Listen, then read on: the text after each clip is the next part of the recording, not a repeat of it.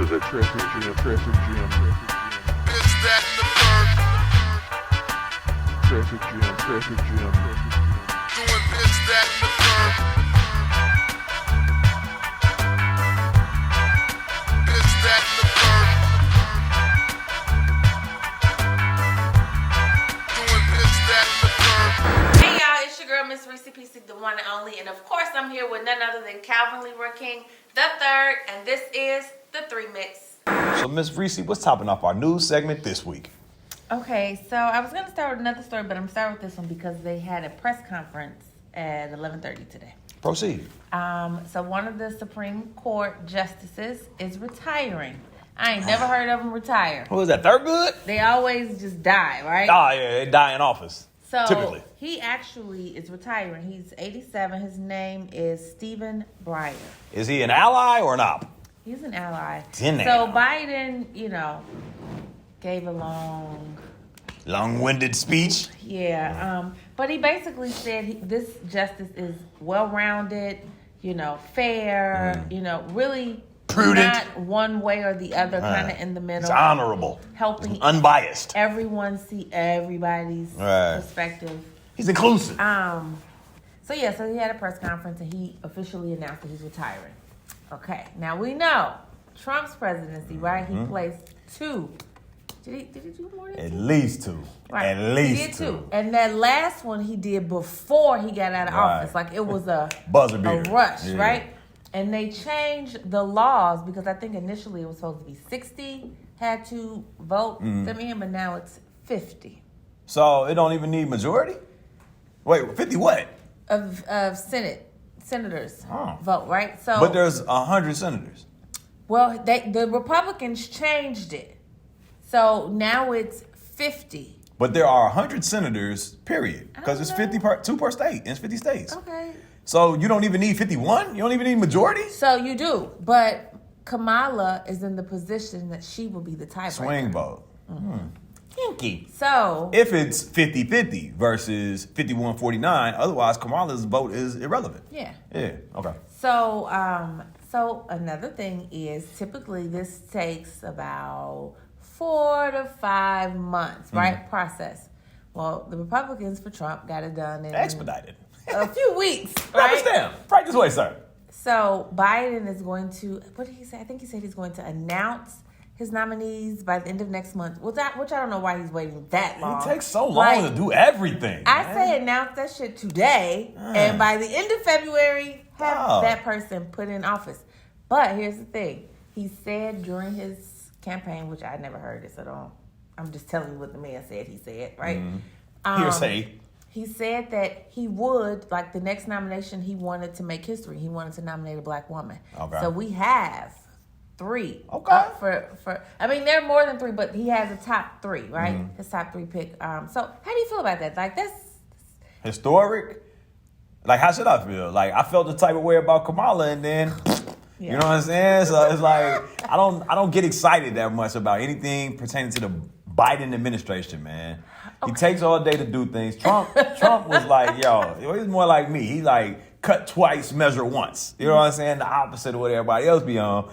Biden, man, you need to shit or get off the pot, man. You gonna dribble, you gonna shoot, bro. Like, expedite this appointment, bro. So it's going to happen. I would say we should have the appointment and stuff should be done because it's Biden, because it's the Democrats, and we know they like to prolong things. I would say at the latest April. Right. They could really get that shit done all in 1 month next month, right? But I would say, because he's going to try to please the other side, I would say April. Buttering some damn bread, man. You the president. Preside, punk. But they know they have to do it because they are expecting that the Senate will be Republican after midterms. Yeah. So we got to get in position, get in formation. Right. I mean, I guess now that it's resonating with me, I mean, I am kind of excited if it becomes the right black woman. Because I'm not like, it has to be a black woman. There's some ain't shit black women judges. And there's some cool, you know what I'm saying, white male judges. You know what I'm saying? So it's like, let's not just default. But if we get the right, or when we get, let me speak into existence, when we get the right fit for the job, I'll be very excited. But I just don't want a figurehead, bro. So I think it's going to go along with the status quo. Like, man, ruffle some feathers, rock the boat. Work the middle. I'd be interested to see. Change positions. Work the middle. So we want to get this out of the way because this is pretty sad, especially last episode we had just talked about this person. So we want to send our prayers and uplifting thoughts to Regina King, yes. right, who lost her son, Ian Alexander Jr. He was only 25. He committed suicide 2 days before his 26th birthday. Yeah.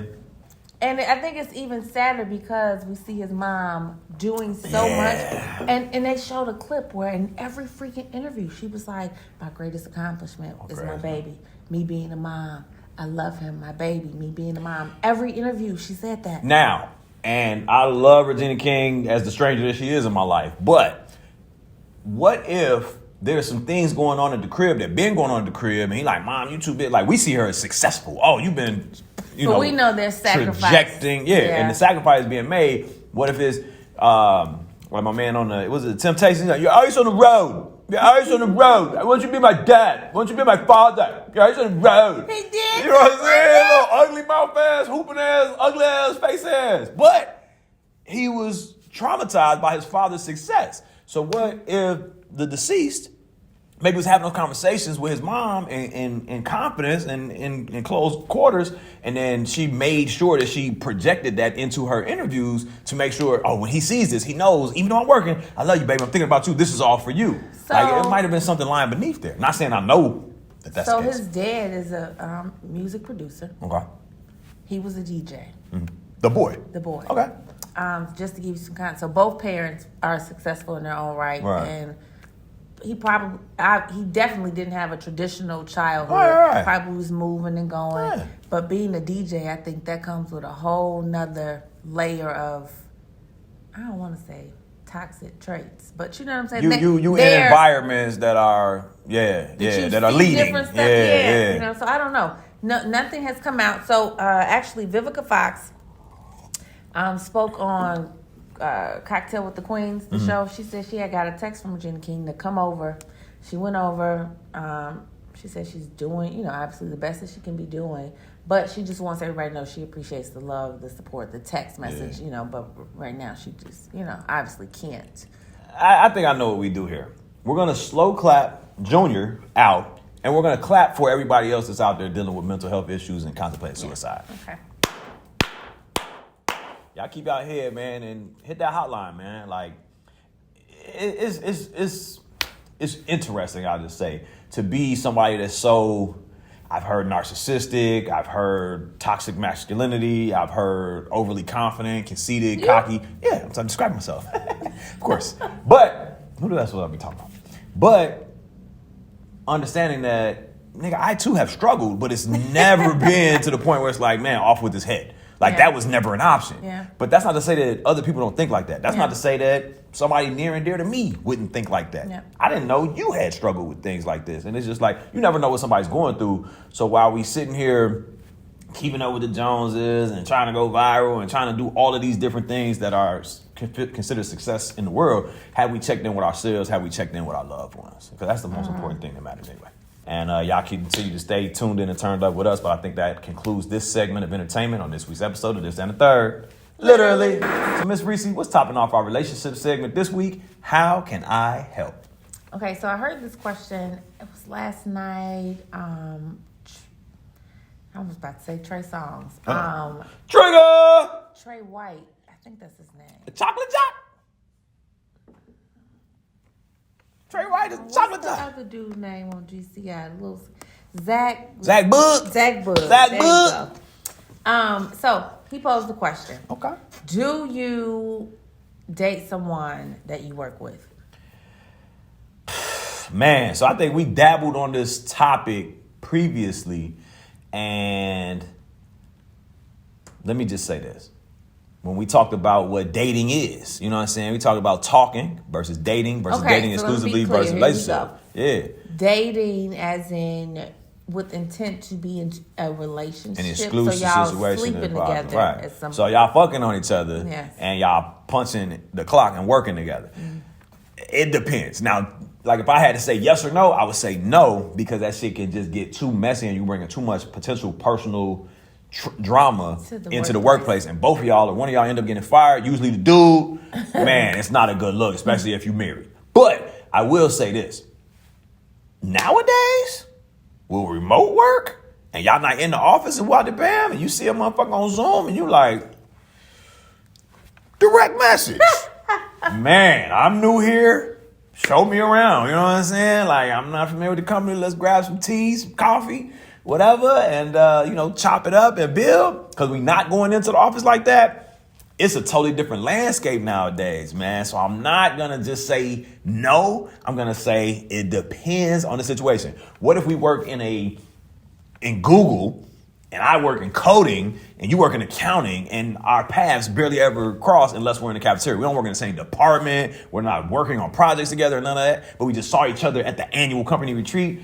Shit. Who's to say? What if we work in the same company and then we in two different cities working for the same company? We're in a long distance relationship, but we're coworkers and peers. Shit. Who's to say that won't work? What say you? Okay. Well, we're talking about same company, Okay. same location, Okay. same office. Hell no. I'm not going. Because it's plenty of fish per the app. It's too many fish in the sea for you to be playing with fire. Like what they say, you don't shit where you sleep. Yeah. You get in your bag here and you're going to potentially compromise your bag if one day either one of y'all wake up on the wrong side of the bed and be like, they sent nudes of me. Like, that's an HR problem, bro. Like, and even just the speculation of it. It's like, both of y'all can leave. Or not even that, but like if we left the house mad at each other, now I got to come to work and look at your ass. Nick Grumps sitting across from the conference room like, why I yada. Come on, son. It's not that serious. Yeah, I say no just because of that. I'm going to work to get a break. Really. From my relationship. The only reason I'm employed is to escape my relationship. This is a traffic jam. This, that, and the third. Traffic jam. Doing this, that, and the third.